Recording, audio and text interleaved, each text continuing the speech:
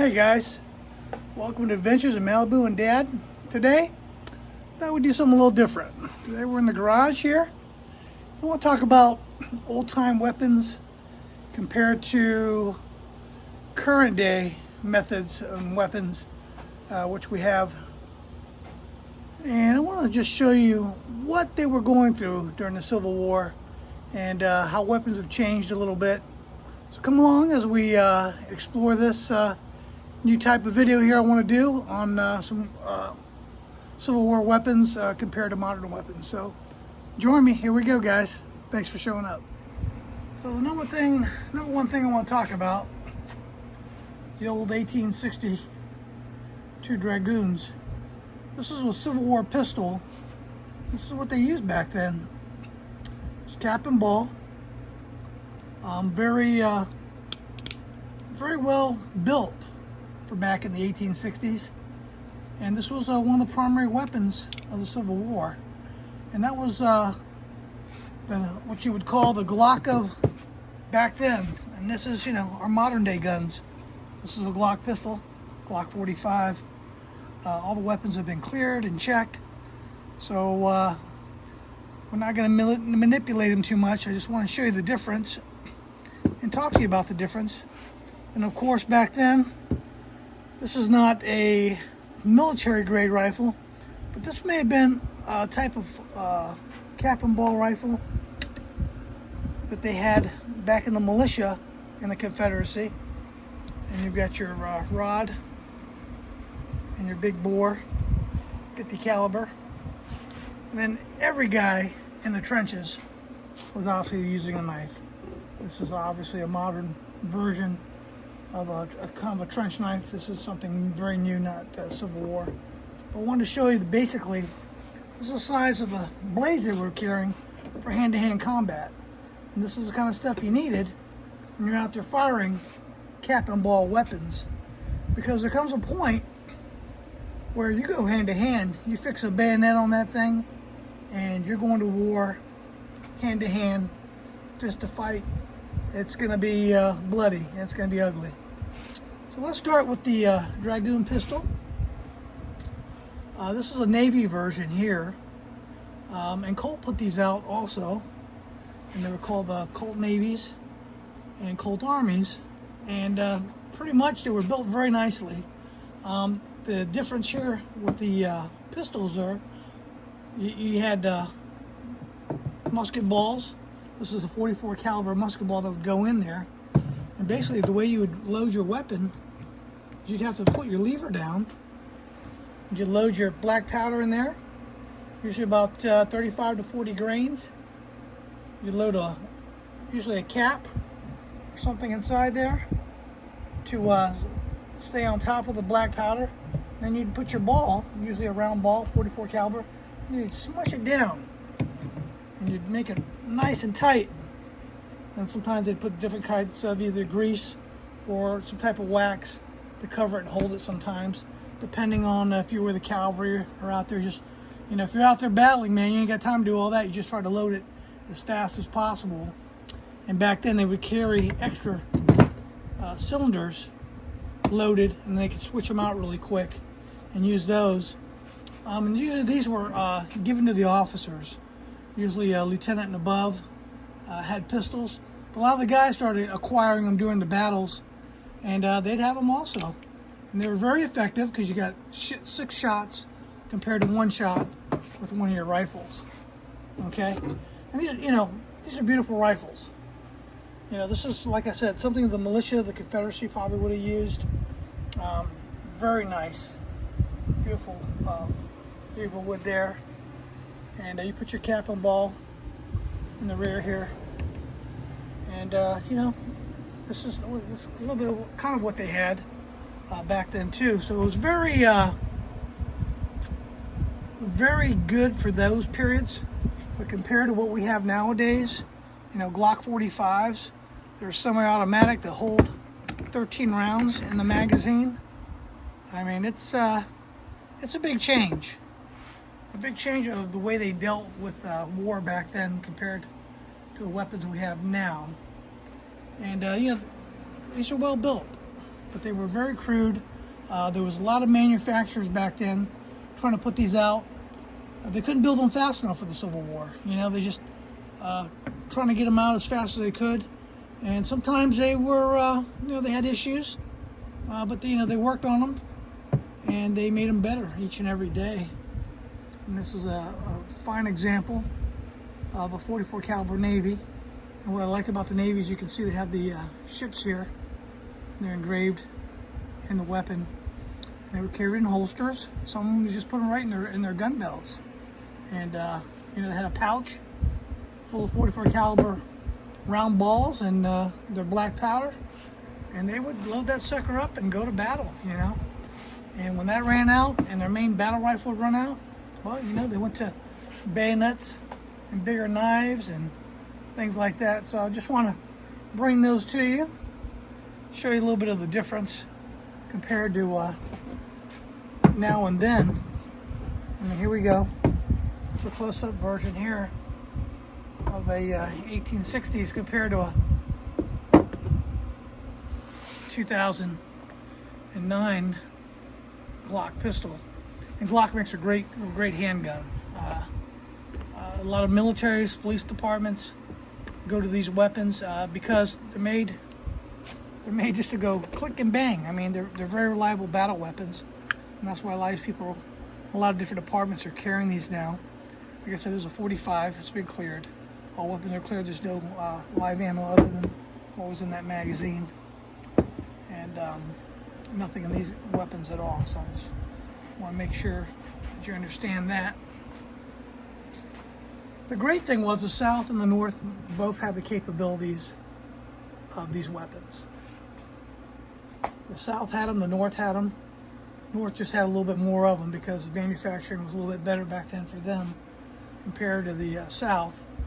And then, you know, exactly what happened was a lot of these weapons were picked up on the battlefield and reused, repurposed, and they moved on to other soldiers that were fighting the battles. But you know, this is a very heavy rifle. I mean, you got brass, you got wood. Very, very, very heavy rifle. 50 caliber barrel. I mean, look at the size of that. Whew. You know, back then, you get shot with a musket ball, there wasn't going to be much hope for you. You were either losing an arm, a leg, something bad was happening to you, and that's why they were amputating so many legs, and basically more soldiers died because of the infections than they did die of the actual wounds. The infections just got to be so bad out there, and they didn't have modern day medicine. I mean, the thing about getting hit with some 50 caliber ball made out of solid lead, and I'm telling you, it's going to be devastating on the body, and it was. So anyway, I want to bring this to you. Just a quick video of some of the old-time weapons, Civil War era. I don't have a actual battle rifle from the armies, but you know, a lot of the militia had these type of rifles right here. This is pretty authentic. Still has the wood cleaning rod. This is what they would pack the rounds in. You know, you put your ball in there, your black powder, and a good soldier was able to shoot up to 3 rounds in 1 minute, and that's doing pretty good. 3 rounds in 1 minute was the minimum they wanted you to be able to do. And for this pistol, you know, you had 6 rounds. Sometimes they only carried them in 5 because, you know, they didn't have a hammer safety. But when you're in the middle of battle, I'm sure they were just loading these things up as quick as they could to fight the battles. And the distance, you know, you gotta remember the distance of these weapons, this length of barrel. You talk about balls made of solid lead. We're probably traveling, you know, maximum effective range somewhere in the 150. You might hit something at 200 yards, but it wasn't a good aim shot. You know, they were getting lucky a lot of times. Well, these guys, you know, the tactics back then, the Civil War, it was point blank battle. It was pretty bloody, to say the least. So, and these weapons are crude. They are rifle barreled, some of them, and like I said, that's a nice pistol for 1860s. That was a nice battle weapon. Especially the officers all had these. A lot of the soldiers, and this one here is still very functional. So it was out of my collection. So I had to bring that out and show you guys the difference of what they use. And they were built very nice, but these guys were good shots because a lot of times they were out there hunting with these too. This is how their survival was to feed their families, even prior to the war.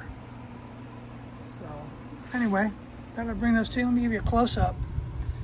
Beautiful brass work. Nice trigger. They land right on those caps. It's really nice work they were doing on those rifles. Octagon barrels made them extra strong. And then with your pistols, nice wood grips. They incorporated brass. They did a process also too. It was called case hardening, where they would heat it up and cool it quickly. A lot of them were made with a case hardening also.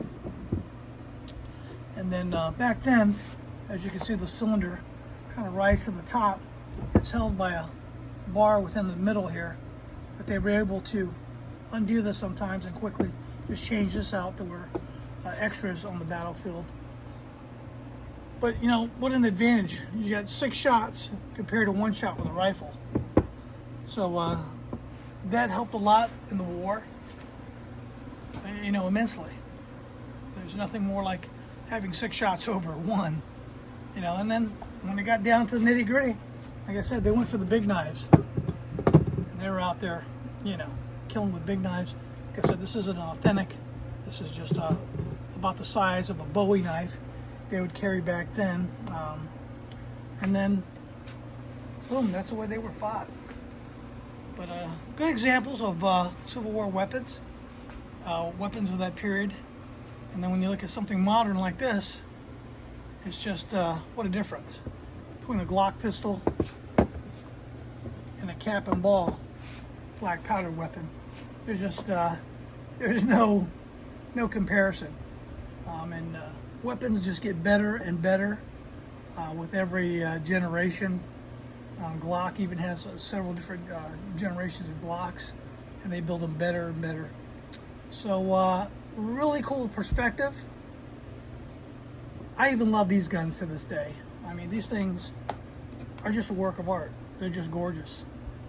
I mean, that's why I enjoy having some weapons, especially the Civil War, and even modern weapons. As if you know me and you've been watching my videos, I like weapons, and but I like the Civil War, and I like to just bring perspectives like this to you. So, let me show you one more here, and we'll go on from there. All right, guys, I add another one into the mix here, and these, I want to tell you, these are American made, made in America. Some were made overseas, I guess, over in Britain, but these aren't the British versions. This is an American Colt. And then these are modern day firearms. But here's the difference. The Glock 21.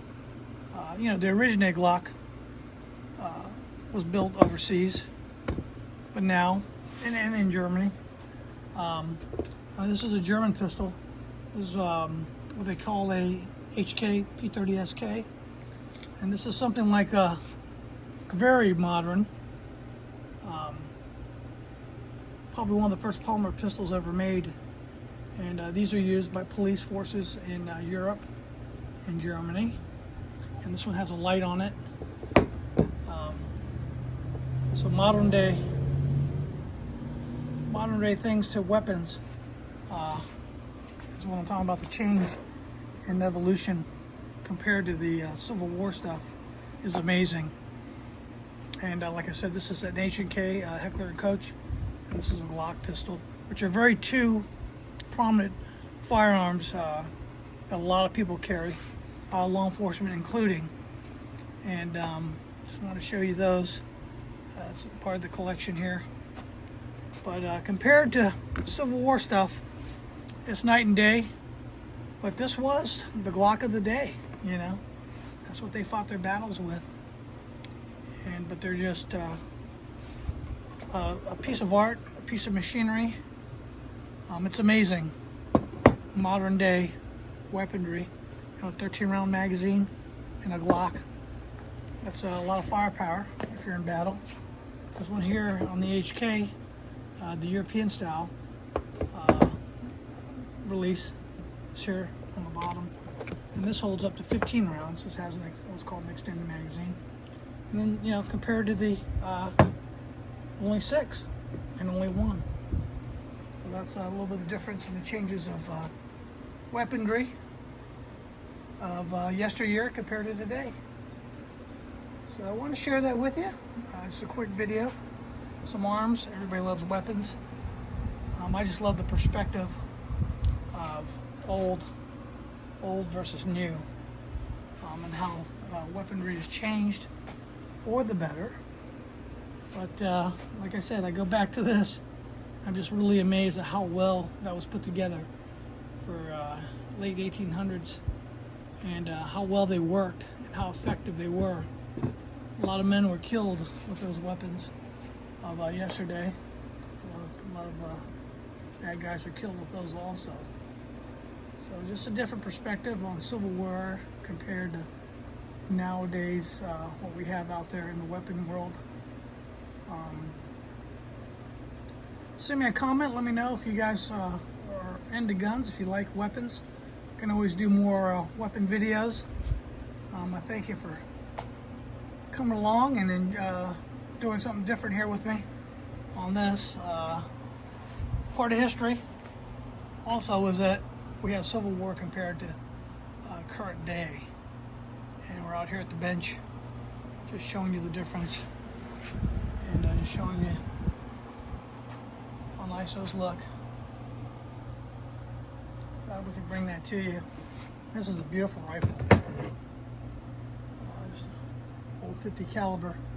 You know, and they still modern day hunt with these. You still have a season for black powder weaponry, which is kind of neat. And I recommend you go out there, and if you want to try it, get you a black powder weapon. They still sell them, even at Walmart. They're a little different. Some of them you can get like this too also. And it's just really fun to get out there and shoot, especially if you want to teach some gun safety to your children and show them what it was like back in the Civil War days to shoot, you know, black powder ball. And then, you know, you can always move over to something more modern like the H&K and the Glock, and enjoy the difference in shooting. Like, again, let me know in the comment section if you enjoy looking at some old time pistols and newer stuff, guns, and I'll incorporate them in my videos along with everything else I like to do. Everything's an adventure, guys, and this is another adventure of just checking out some old time weapons along with the modern stuff. So thanks for joining me tonight. You guys have a safe night, and we'll catch you on the next adventure of Malibu and Dad. Bye bye, guys.